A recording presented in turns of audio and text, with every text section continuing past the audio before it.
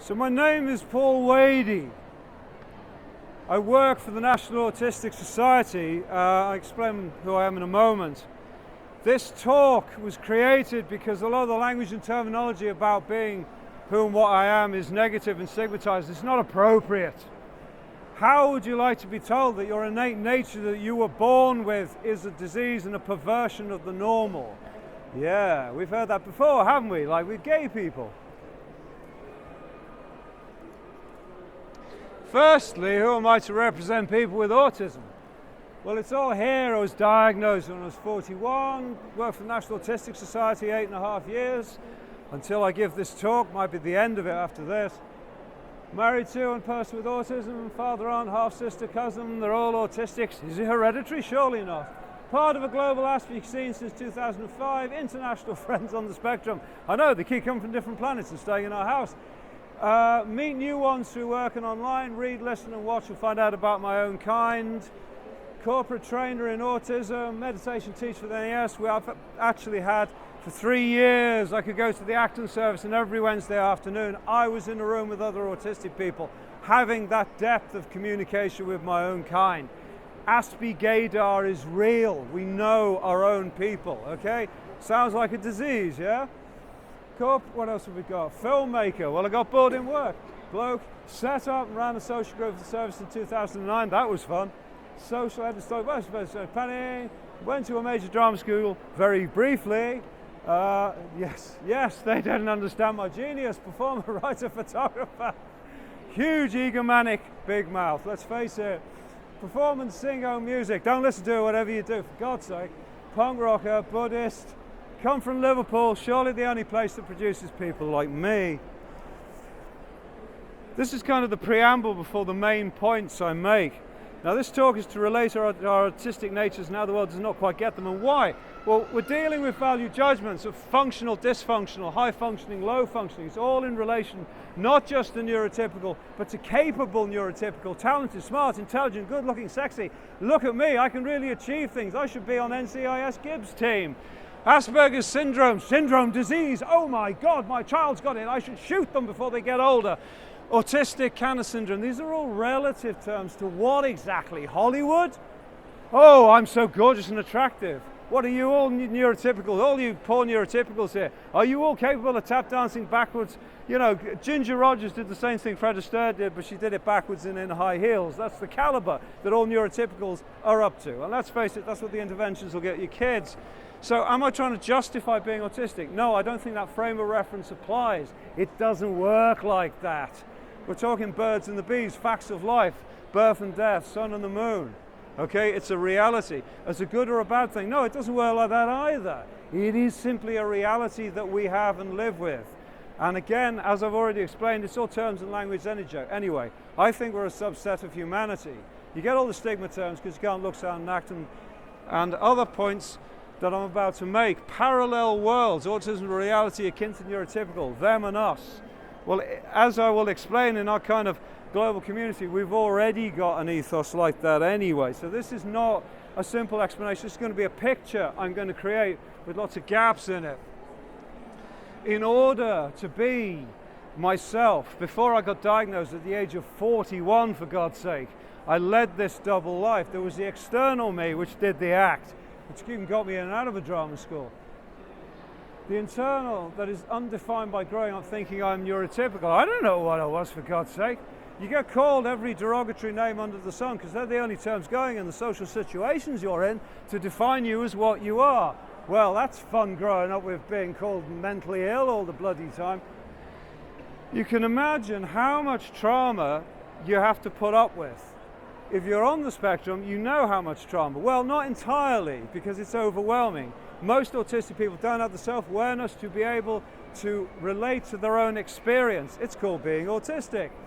So the result is you're walking around shaking and loaded and you don't even know why. Well, it's called the neurotypical world and you just don't look good.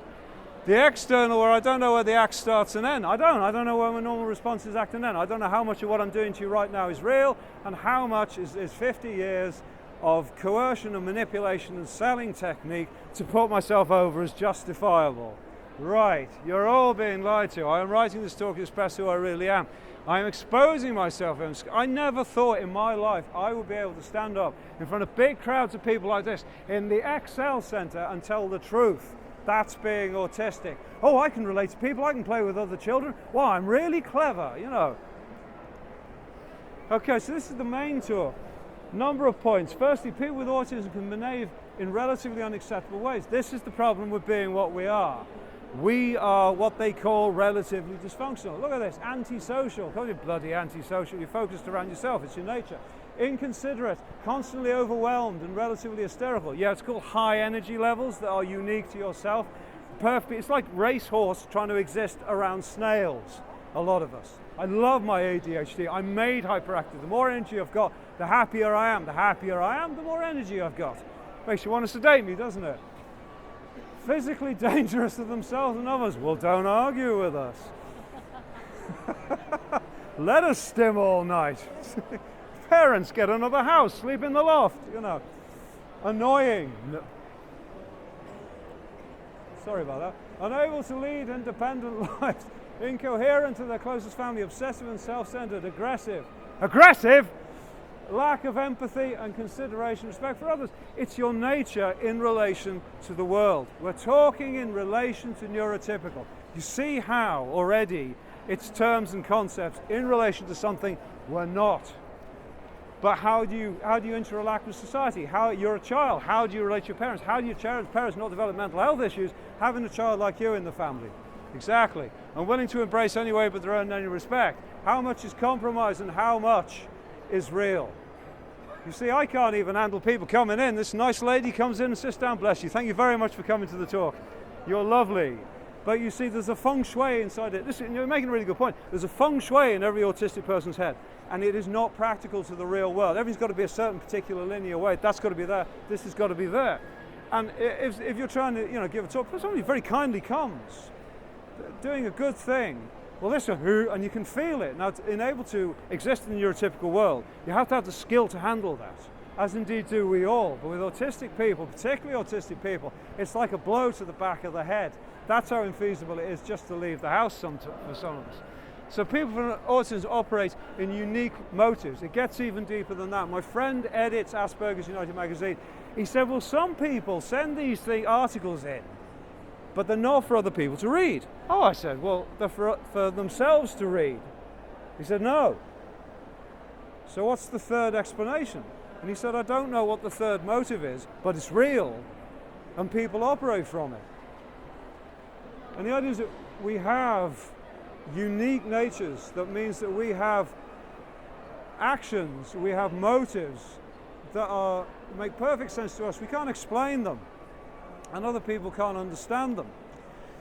So that's natural for us, but unfortunately for society, it can be anything from crazy to insane, which is one reason why a lot of us get misdiagnosed. Everyone here should know the word so far from a lot of research: the girls get personality disorder, the boys get schizophrenia.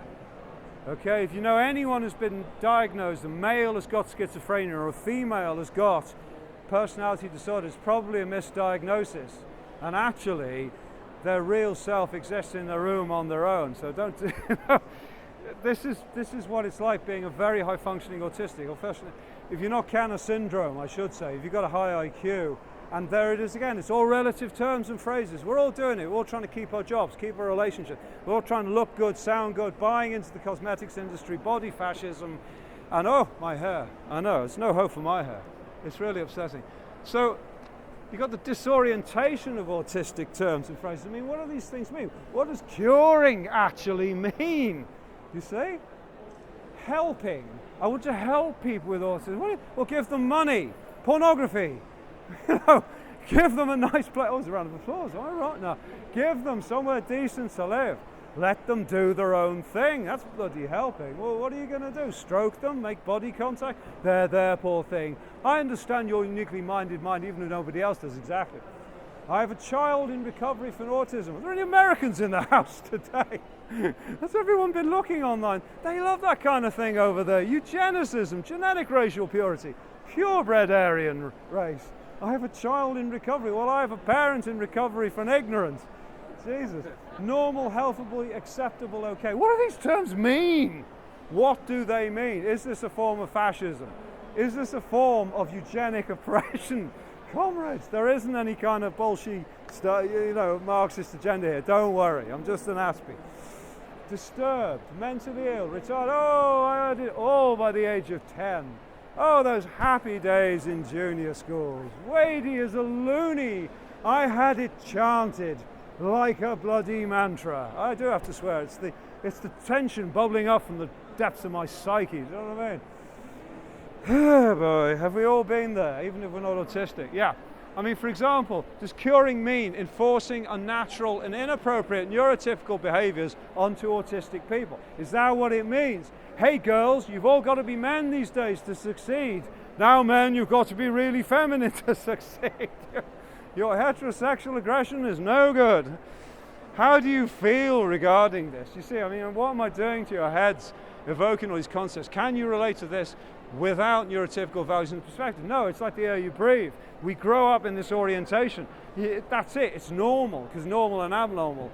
We grow up with a certain perspective, like I explained, the sun and the moon, the ceiling and the ground, standard temperature and pressure. This is normal language. All these terms and phrases with Ewing, they're only appropriate for neurotypical perspective. Mummy's little lambkins has autism, but we're going to help it. How does the child feel? Exactly. It's all the wrong way around for autistic people.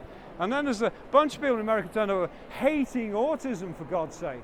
There's a whole sort of eugenicist movement desperately trying to turn autistic people into neurotypicals, genetic racial purity, and what they're trying to do is stigmatize it in order to get millions of dollars spent on research, because the more research you do, the more you'll end up with neurotypicals. Wonderful, we'll turn all the women into men next to them, they won't be daft and emotional. We're gonna win at this. A homophobic-like reaction to an alien human nature. Does it ever occur to you, the people who don't like autistic people, it's a gut reaction. Ooh, there's something wrong. Ooh, they're pink and frilly. Ooh, they're in skirts and they're using computers. Oh my God, men kissing men, women kissing women, it's not natural. It's not natural to them, it's all relative language. You see what I mean though? We're fighting against a gut reaction to what we are as people. Right, so we're talking about a whole new frame of reference, ladies and gentlemen. So the old frame of reference is not accurate. What is? This is like you're expecting the punchline here. Well, there isn't really one at all. That's the problem. Autism is typified by paradoxes. You know it is. It's you can't find something to hit the nail on the head. Jacques Derrida's deconstruction was a two-phase thing. He thought the language you're using in society is wrong. So first of all, he deconstructed it. But then he didn't know the second phase, the reconstruction. Great, so how do we relate to all this? Well, I don't know. We're talking about the history of Western civilization. We're talking about human communication. We're talking about the ruling majority being neurotypical. How do we reconstruct language and perspective when you've got autistic people who can't relate to other people, can't even look after themselves, need constant supervision and help, can't even use the toilet? I mean, how do you see that in any kind of way relative to neurotypical that isn't stigmatized and negative?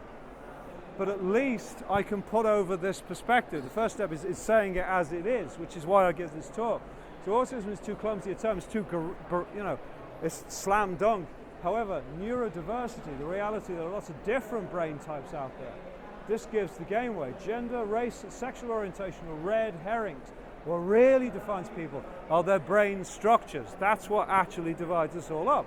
That's what actually, labels us as human beings, is actually what you find in an MRI scanner. You see, this could be the story all along. It explains everything. So how much are we what we were made to be versus what we make ourselves? Well, we don't have a society with an effective maturity system from adolescence to adulthood that is positive and empowering for autistic people. If anything, we've got an oppressive one. You've got to behave and suppress your urges and feel who you are and what you are. We don't have role models, but Saga Norin is about from the 3 versions of The Bridge. It's incredible. The female autistic detective, the Swedish person, has been duplicated in an American version.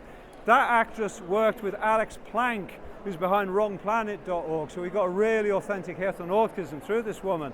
And then the British-French version was The Tunnel, third version of the detective TV series, where we have a French woman playing the aspie. And we got three very different takes on autistic people there. The French one's very dead, really hardcore autistic, doesn't give anything away, like a machine. The American one is very, very touchy-feely, very kind of ordinary. And then Saga Noran, the glorious template, Sophia Helen, making this beautiful job of this. How can I describe it? You've got to watch the show anyway. So, a lot of you have got kids. I was very worried about putting this in, but I wanted to warn the world about this. That I understand why you would want to medicate your kids and teach them tricks and teach them social skills and get them to get on in society. I mean, look at me, I've learned social skills. Look at me, I'm doing social skills. Look at me, I was never medicated. But if an autistic person is the more able to advocate against this kind of thing, an autistic person is, well, the more they typify what you're trying to achieve. Come on. But I have to warn you that there's never been anything like this happen in history before. And I mean, you're using kids as a first generation experiments. You're like lab rats and guinea pigs. I know you're trying to help, but I covered that before about these terms, helping. What do they mean by helping? Yeah, right. So I have to put this warning up just to sort of flag it up that this might not all turn up, in my opinion, the way you think it's going to turn up. It might even be in the realms of trauma recovery in the end. That term has turned up recently. My work in the National Autistic Society, the idea that one day all these interventions are going to lead to the opposite. It's terrible for you if you're a parent. I do care very much, and I think a lot of parents are being made ill through their own kids from the effect of having them. This is having a terrible effect, and it's something that should be addressed. But autistic people like me don't usually take you guys into account, do they? So this is kind of getting to the end now. Typical autism, there's no winning whatever you do. What do you autistic people want? Yeah, it's like, well, yeah. Again, you see, I'm putting over this picture, and it's not a linear thing, and it's not a complete picture. It's kind of all over the place. You wonder, well, what point is it making? Well, it's difficult to make specific linear point. You get weird among the so-called high functioners. Hey, we're weird again. You get all sorts of trouble amongst our own kind, believe me. Social skills, therapies and training, well, go easy, get to know the individual autistic person. That's the best thing you can do. And they're never entirely going to give you the game away. A lot of people on the spectrum don't say what these things are doing to them that are helping them. They can't relate to that effect themselves. You see, you can't get proper feedback. That's a major issue for the future. It's going to turn out what happened. We get two types of, these are the sort of worst case scenarios of my own kind. We get alpha bullies.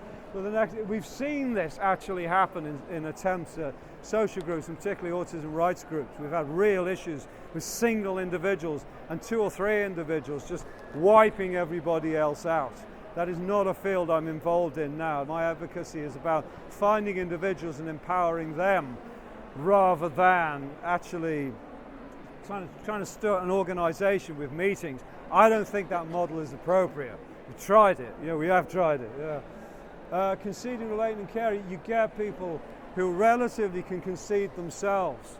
You definitely seem to have 2 polarities of autistic people. The ones whose integrity of themselves is unimpeachable and they just won't concede. And then people I like to think like myself who can actually admit they were wrong, you know, just trying to help and could make mistakes. I know, I actually admit that. It's incredible. But again, as usual, relative to neurotypical, we remain a different kind as usual. So what is the new paradigm? We have a concept that's been bandied around for years, aspie pride. I love that term. You know, we created all this language, aspie, NT, high functioning, low functioning, HFAs. I think there's somebody posted on Facebook, the HFAs will fall. There's the community, parts of the community hate high functioning autistics. And they are high functioning autistics, yeah, right. So we've got all sorts of politics in our community globally and locally, the English scene, the London scene. We've got characters up and down the country. Well, I have a friend in Tel Aviv who is a linchpin there, Chen, is a very, very good organizer. In America, of course, there is Ari Neerman, who you may have heard of, the Autistic Self-Advocacy Network. Friend of mine, a very clever man, still in his 20s, an extraordinary human being. First autistic person to be put on a healthcare council by a president. He's met Obama twice up to 2011. The comorbidities your energy are depression, anxiety, mental health issues. We're all getting it. Don't be fooled that these things are autism. You don't know where it stops and ends with that you develop stuff like mental instability and problems and anxiety because of the life you've had, the square peg in the round hole. Again, it's like Oscar Wilde grew up and had kids. The gay person doesn't know the gay and denial about the gay, but they are gay, so they're going against their own nature, and you get this friction. Self-respect and acceptance, being able to positively relate to yourself with others, be they aspie or neurotypical, this is surely the goal. As a Buddhist myself, I believe in unconditional loving kindness as the main thing rather than insight, so I'm always believe that love for oneself as an autistic person is a deeply important, very important practice. There's one message I'd like you all to carry away is all autistic people must find ways and just ways to love themselves, develop positive love for themselves. That is the foundation, the bedrock of everything. Otherwise, you've got to cope, and we know what that leads to. 2 weeks ago, an aspie guy shot 6 people in America. Completely gone away from reality, no feet on the ground. What love did he have for himself or anybody else? Exactly, he wasn't founded in reality. His identity was so in a world of his own that up he went into the clouds. They shouldn't give children like that cars or guns. Having a unique self-contained nature that is not appropriate to relate to other people. Yeah, what is it? How many people does Asperger's United magazine is something like 9,000 membership. A lot of us are rural, a lot of us don't have friends or relate to other people, but that is okay for us. So there's a whole paradigm out there for the lifestyle of autistic people that is, needs to be addressed and supported. It's not appropriate to mix with other people. So if we're all eased in the multiverse, where is all this empathy coming from? This slide covers the community. For example, we've got wrongplanet.org. Is that 80,000 people? I think it is 80,000 members. Okay, we've got Aspie Village here in the UK, we've got our own YouTube channels, Facebook groups, Asperger's United publications and websites. There are coolers in Mensa, there are chat groups. I knew a woman and a man, they started a group in the civil service for autistic people, yeah? Local groups, families, relationships, friendship. If we are a disease, if we are a perversion, if we are autistic spectrum disorder, how come there is this empathy, there is this community? I don't get it. Maybe we're a subset of humanity and it's all quite natural how we relate. Right, there is a scene, there are heroes and villains. As I explained, there is a whole world of us out there. So what happens in about 30 years, 20 years?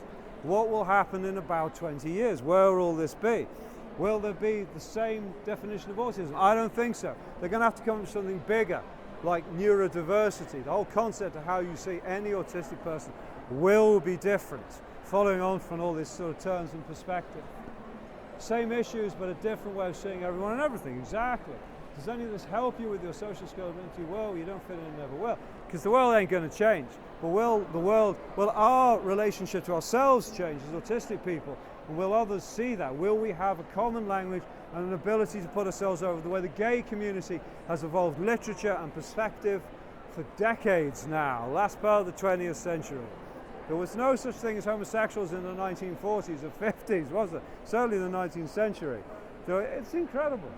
What was Asperger's syndrome? Autism, a disease. It was a World Health Organization disease, for God's sake.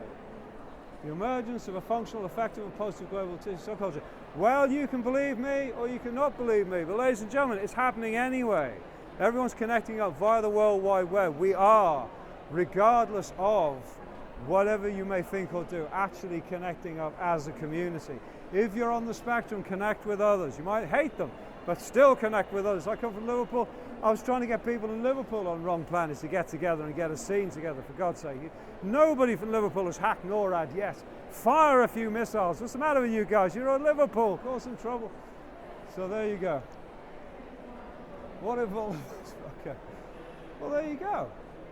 That's more or less what I've explained. We've got groups like Outreach and Outscape, which are autistic people-only conferences, although we do allow pet neurotypicals.